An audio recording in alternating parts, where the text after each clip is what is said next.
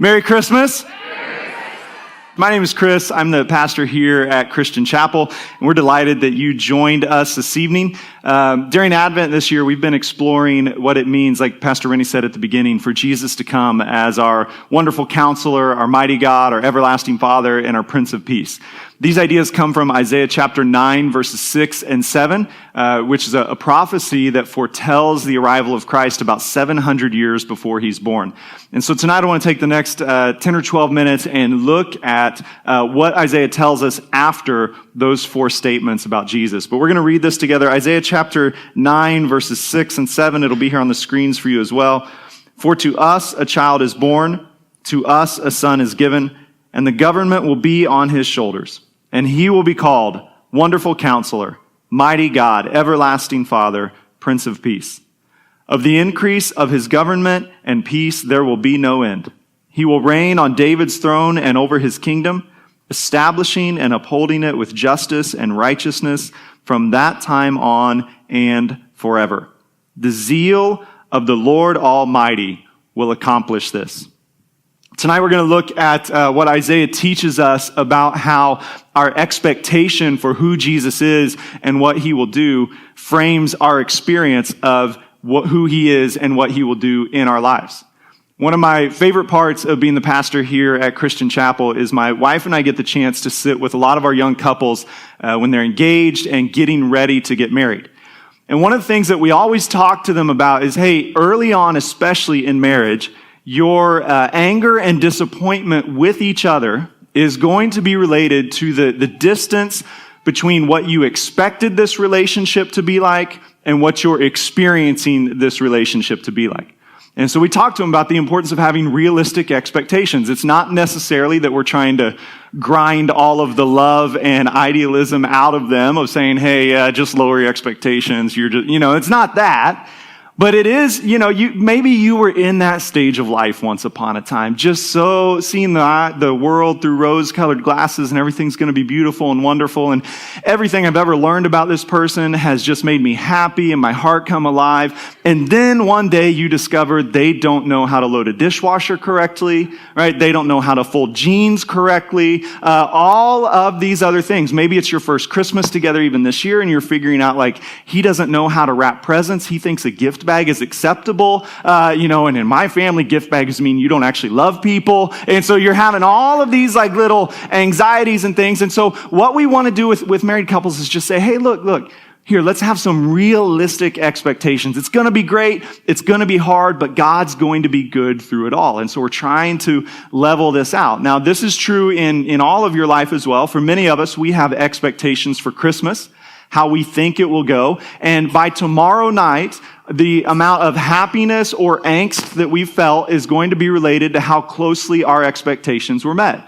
right? So if you're expecting certain things at certain times, certain foods in certain places, the house to be a certain temperature because when it gets too hot, you get cranky, and all these kind of things, right? If it's close, you're going to be pretty good. If it's way off, you might be a little bit grumpy. Now, what Isaiah is trying to do for us is, unlike in marriage where we're trying to say, hey, bring it, calm it down a little bit. Isaiah is actually raising our expectation for who Jesus is and what he will do. And what he's trying to help us understand is that Jesus is not coming primarily to give you a case of the warm Christmas feels, but he is coming to transform your heart, to transform your life, and to transform the world. And he uses some statements in here that are meant to shock and get our attention and turn our face upward. We've looked at those over the last 4 weeks of Jesus as our wonderful counselor, mighty God, everlasting Father, Prince of Peace. But he makes a couple other statements that we're going to explore tonight. The first one is this idea here that he starts verse 6 with, for to us a child is born, to us a son is given, and the government will be on his shoulders. Right, that idea of a broad-shouldered baby. Now, this last week, on Thursday, we had a couple of members of our church who welcomed babies into their family, and they happened to be in labor in rooms right next to each other at St. Francis, which, just for any of you in the future, it's very convenient for my personal schedule if you can arrange your delivery to coincide with someone else and be in rooms next door to them. So just Throw that out there. I know we got a lot of control over that. So they had their babies on Thursday. On Friday, our kids were out of school. I was off work. So Angie and I, we packed up the kids, went up and invaded these 2 hospital rooms with all 5 of us to hold these babies. And when we held them, we said all kinds of nice things to the mom and dad about how cute little Riley and little Mac were and what great parents Will and Natalie and Cameron and Laura were going to be and how excited we were for them. But you know what we didn't say, and actually what I've never said to anyone ever who's had a new baby is, man, look at the shoulders on that kid. That is a broad-shouldered little boy, right? That's a broad shoulder. You've never said that. Babies do not have broad shoulders. When I was watching the Chiefs game this afternoon, they're talking about the running back and his broad shoulders and how he could, just take on these defenders. But that is not a term we use to describe babies. And every woman who's ever given birth probably says, thank you, Jesus, for that, right? Like, broad shoulders are not. They're small, they're flexible. But what Isaiah is trying to point us towards is not a physical description of Jesus. We don't think. If so, then Mary deserves more credit than she gets already. But what we think it is he is describing what Jesus will do. And he's pointing us towards this idea again. This is not just a sweet little baby coming to make you feel better about yourselves, coming to be a role model or a teacher, but this is the divine Son of God coming to bear the weight of the world on his shoulders. This is what he means when he says, for to us a child is born, to us a son is given, and the government will rest on his shoulders. It's this idea that Jesus comes as our King of Kings. He comes as our Lord of Lords. He comes as the everlasting Father, the mighty God, the one through whom all things were created and in whom all things are held together. Isaiah is trying to tell us whatever you expect from Jesus, it's not enough because he's bigger and stronger than that. And so we might have come in here tonight and you might have 99 problems, but bearing the weight of the world on your shoulders is not one of them. But he's telling us not only is Jesus coming to do this, but he's going to be big enough, he's going to be strong enough to do it. What that reminds us of tonight is that whatever we come in struggling with, whatever we come in facing tonight, he is big enough to handle it. He stands before it, he stands over it, he comes under it, and he can work through your life. But Isaiah goes on to tell us that Jesus doesn't come just to give us the ability to bear it, but he comes to actually lead us through it. And he says, of the increase of his government and peace, there will be no end. He will reign on David's throne forever he will reign on David's throne and over his kingdom, establishing and upholding it with justice and righteousness from that time on until forever. Again, pointing us towards this idea, when you're in trouble, when you have heartache, when you have disappointment, when you're facing things you don't know what to do with, don't set your expectation that maybe Jesus will help me get through it. But look higher than that because he's bigger than that. He's greater than that. What Isaiah is telling us to put it in another way is basically saying, hey, look, Jesus didn't come to give you a grin and bear it Christianity. Right? He didn't come to give you just enough to get you through this season of life. He didn't come in your grief and say, hey, I'll help you be just kind of miserable the rest of your life. Right? He doesn't come into your poverty and say, hey, I'll provide just enough to keep you alive. He doesn't come into your sickness and say, I'll provide just enough healing that you can get out of the bed. He doesn't come into your relationship and say, I'll give you just enough patience that you don't kill them. No. Jesus comes, he tells us to give us life and life to the full. Above and beyond. And so what Isaiah is telling us is he is coming, and yes, the government, the weight of the world will rest on his shoulders, but he's not just going to take that weight from us, he's going to exchange it with us for his peace, his justice, and his righteousness. And so he comes to us and says, let me lead you into paths of life. Let me show you the plans that I have for you. So what it reminds us of is we don't want to settle for inspiration when Jesus promises transformation. Right? The everlasting Father, the mighty God, the wonderful Counselor, the one who holds the whole world on his shoulders is big enough and strong enough for whatever you're facing tonight. How do we know he's going to do it though? Isaiah finishes with honestly one of my favorite statements in the entire scripture. He says, the zeal of the Lord Almighty will accomplish this. Right? How do we know he's going to do it? How do we know he's going to come through? Well, on Christmas Eve, it's a good time for us to stop and ask the question, why did Jesus come?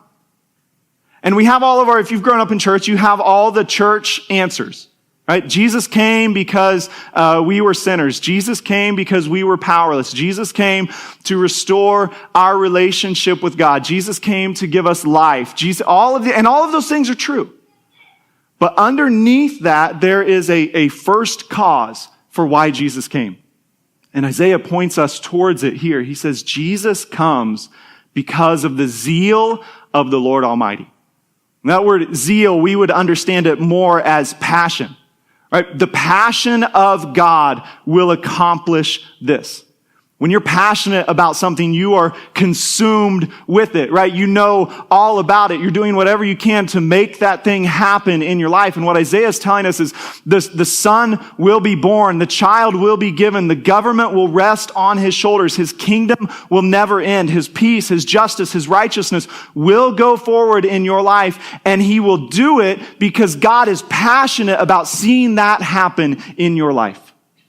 Jesus comes because God wills it. Right? We're here tonight because God willed it. Because he said, this is what will happen. And because he said it, he was zealous to see it happen, and it happened.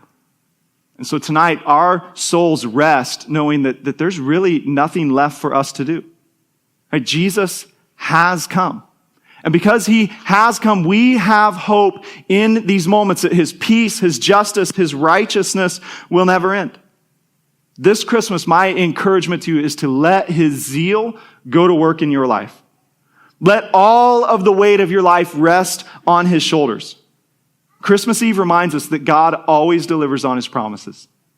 Through Isaiah, he says, the son will be born, this child will be given. And for 700 years, they wait, and they pray, and they hope. And they wait, and they pray, and they hope. And they wait, and they pray, and they hope. But finally, God delivers. The son is born, the child is given, the governments do rest on his shoulders. His kingdom of peace and justice and righteousness is continuing to go on today. So wherever you feel that God has promised but not fulfilled, may you take comfort tonight knowing that God will do it. The zeal of the Lord will accomplish it. In just a moment, we're going to receive communion together. As we do, it reminds us that sweet baby Jesus comes to take away the sins of the world. Right? That we are not coming just for a little bit of sentimental feelings and then out the door and on to the next thing, but we're coming tonight to remember the point in history where everything turned and everything changed. Where Jesus arrives. And he arrives as our wonderful counselor, able to lead us into paths of life. He arrives as our mighty God, the one who can do everything we need and more. He comes as our everlasting Father, whose love and compassion for us will never end. He comes as the Prince of Peace, who sows peace in our hearts that's beyond our ability to understand. And he promises, look, I can take all of the weight. And I'm not just going to take it, but I'm going to exchange it with you. And I'm going to give you my peace and my justice and my righteousness. This Christmas, may we look to Jesus as the one who restores and renews all things. May we stop settling for a grin and bear it Christianity. And may we instead receive the fullness of life that he's come to bring. I'm going to pray for you, and then the band's going to return. The ushers are going to serve us communion. Then I'll come back up in a moment, and we'll receive it together. Will you bow your heads and close your eyes with me? Jesus, we thank you that on Christmas Eve, we have a moment to stop and to remember that all we need, you have provided. That in every area we lack, you are sufficient. Jesus, we thank you that whatever our expectation of you might be, you exceed it. You're above it and beyond it. And we thank you, Lord, that our hopes do not rest in our own efforts, but in the promise of Isaiah that the zeal of the Lord Almighty will accomplish this. And so I pray for those whose hearts are hurting this evening. May they find your peace. I pray for those who are suffering injustice. May your justice flow over their lives. Pray for those who are lost in their sin. May they exchange their sin for your righteousness. Jesus, we ask that your new life would flood our hearts. As the King of Kings, as the Lord of Lords, as the one who is over all and above all. Help us to regain a big picture of who you are. Help us to understand just how deep and wide your love is for us. Help us to understand that for every sin, you are the perfect and final sacrifice, that for every area we are experiencing death, you are the resurrection and the life. Jesus, come in your power, come in your might, turn our hearts, our attention towards you again. We ask it in your name.